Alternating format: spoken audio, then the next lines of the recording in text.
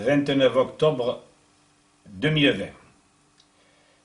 Suite à plusieurs coups de téléphone de maman affolée, je vais tenter une fois de plus de convaincre ces mêmes mamans qu'elles ont non pas la loi avec elles seulement, mais qu'elles ont à défendre bec et ongles leur rejeton. La vidéo s'intitule « Opposition catégorique française au vaccin ». Voici des informations juridico-scientifiques sur l'obligation vaccinale. Et l'on se pose tous la question, loi vaccinale, sur quel pied danser? Alors, pour pallier à l'insuffisance de l'information dans les familles, j'ai refait une vidéo. Protection de la santé publique avec les vaccins. Oui, dit-on. Ou alors empoisonnement général. Mais bien sûr, on veut protéger la santé publique de maladies non terribles, de maladies qui n'ont pas de conséquences comme les oreillons, la scarlatine, la rougeole, si tant est qu'il y en ait encore. Il n'y a pas d'épidémie de toute façon et ces maladies sont bénignes. Mais cette soi-disant protection de la santé publique nous entraîne inexorablement sur un empoisonnement général. Et nous allons le démontrer très facilement.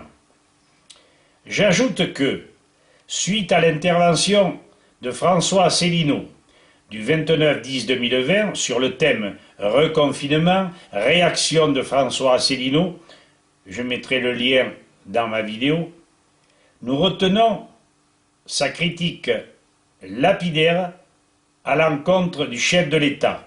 Et il dit simplement ceci: « Vos décisions sont absurdes et criminelles. » Dans le secteur vaccinal, nous arriverons aux mêmes conclusions. Pourquoi? Eh bien, vous allez le savoir.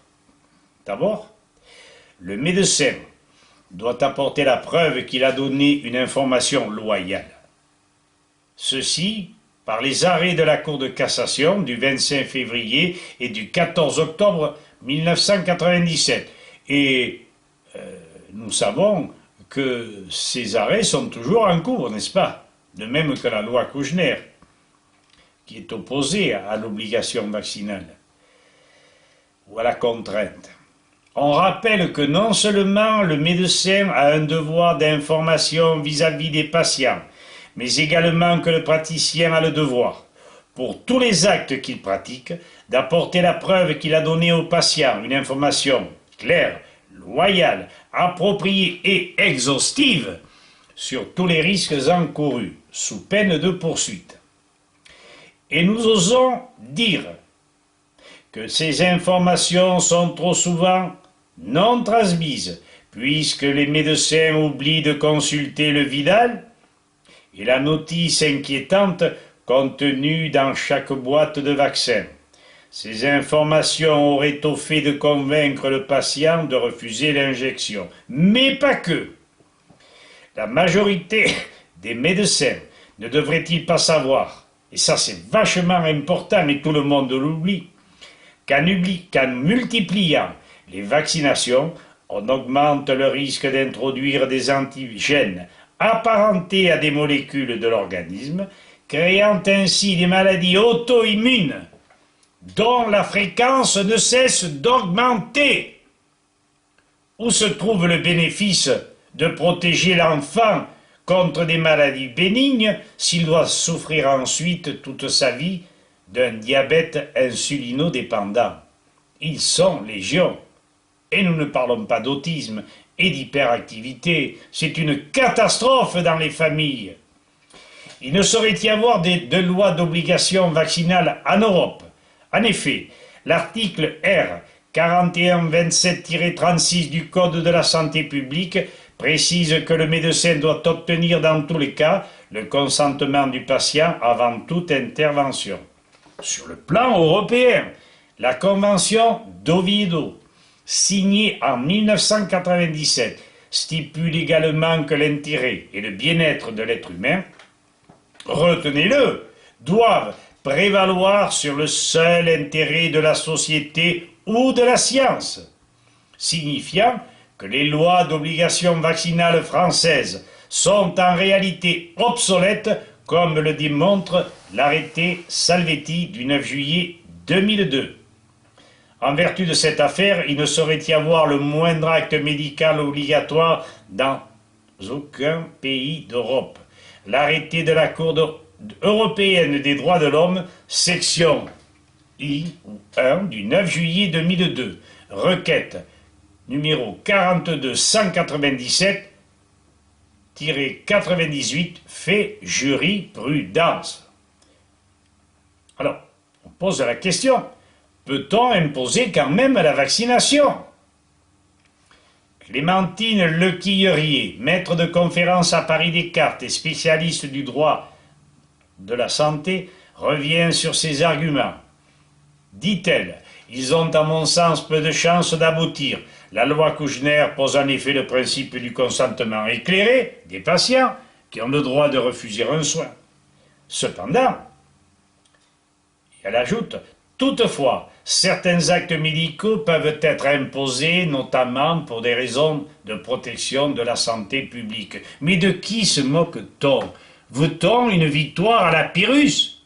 Même une défaite, puisque nous savons ce que coûtent les vaccins. Et ce n'est plus une raison de protection de santé publique, c'est une raison d'empoisonnement général. C'est précisément le cas des vaccinations obligatoires imposées par la loi et codifiées dans le Code de la santé publique. Les vaccins, une dangerosité largement prouvée. L'argument soulevé par Clémentine Lequillerier s'effondre spontanément devant les preuves rigoureuses apportées par 3 exemples irréfutables que nous mettons en document joint.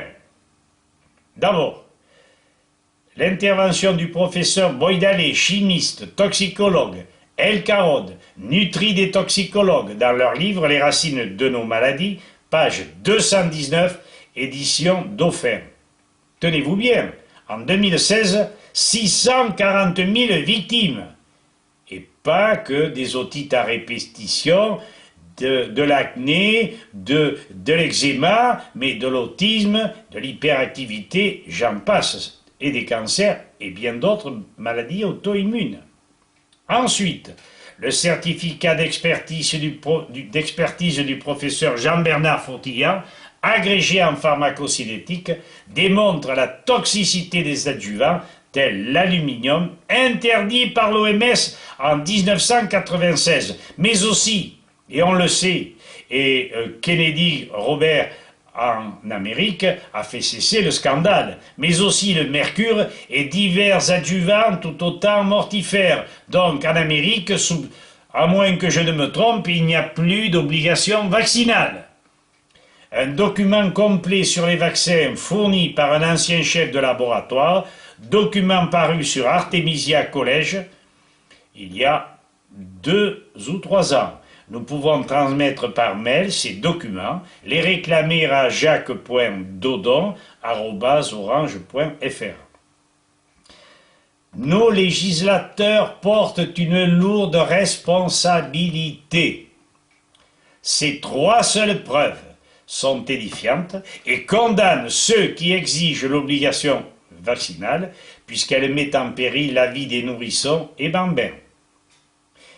Je le répète, il ne s'agit plus de protection de la santé publique, c'est du pipeau, c'est bien pour nous abuser, mais bien d'un empoisonnement quasi général. Environ 75 à 80% des gens vaccinés atteints. Et ça, famille, mettez-vous-le dans la tête. Nos familles ne doivent surtout pas en subir les conséquences funestes. Mettons fin définitivement à l'obligation vaccinale.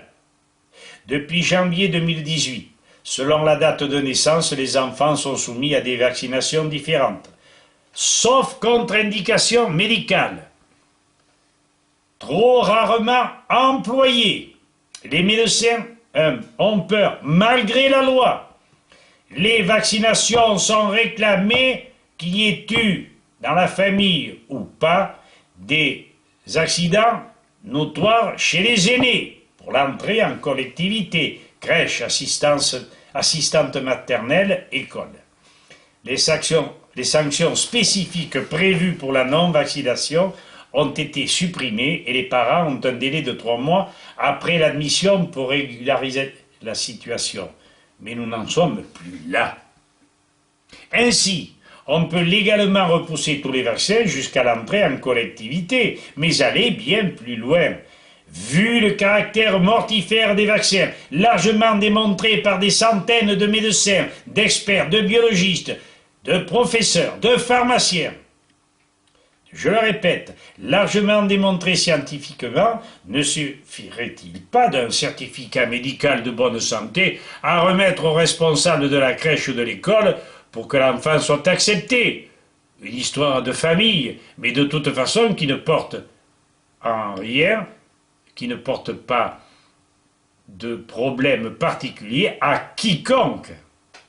Il n'y a pas d'épidémie en plus. À l'examen minutieux de ce texte, par un médecin de PMI, un responsable de crèche ou d'école, quand ils ont lu ça,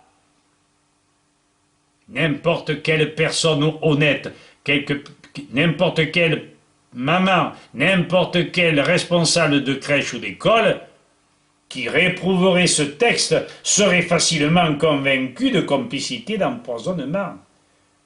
De même, tout couple, devant un pareil dilemme, ne pourrait que s'insurger et porter l'affaire devant les tribunaux pour incitation à l'empoisonnement de l'enfant. Tout est prouvé. Vous avez les documents, vous avez tout ce qu'il faut, il vous suffit d'un peu de courage et de tenir bon. Vous n'êtes pas des mamans et papas empoisonneurs, vous êtes des pères et mères protecteurs. Voilà le rôle des parents. Maintenant, à vous de voir, hein, je ne peux pas me mettre à votre place.